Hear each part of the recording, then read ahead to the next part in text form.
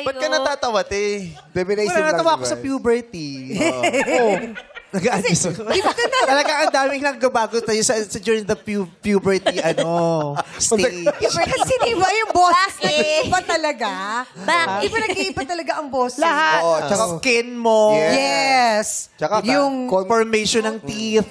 Yeah.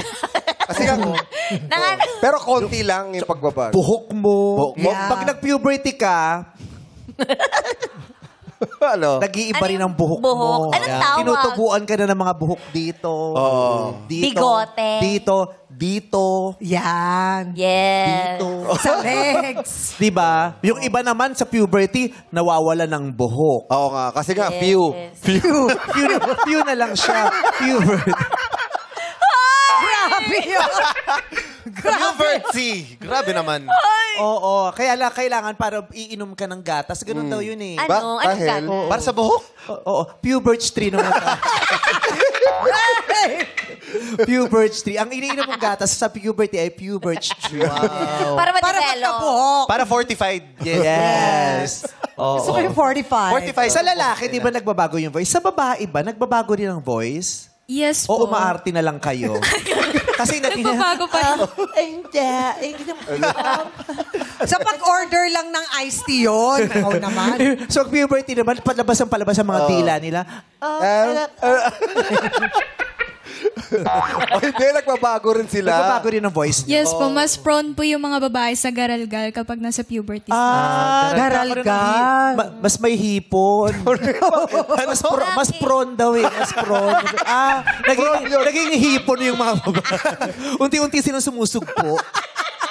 O yun, yung iba nagiging, di ba, nagbabago. Kasi yung Yes iba po. nagiging boys, di ba?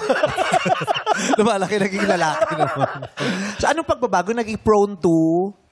Ako po, nung nag-enter po ako sa puberty stage ko, mas naging prone po yung boses ko sa mga piyok. Meron po akong mga kinakanta dati na hindi ko na po makanta kasi parang alanganin na po siya sa voice ko. Gumagara. Baka meron plema din lang. Yung mag-mucosol ba? Bigyan mo daw kasi. Bigyan kita mucosol ba? Minsan nakala nyo puberty, plema lang.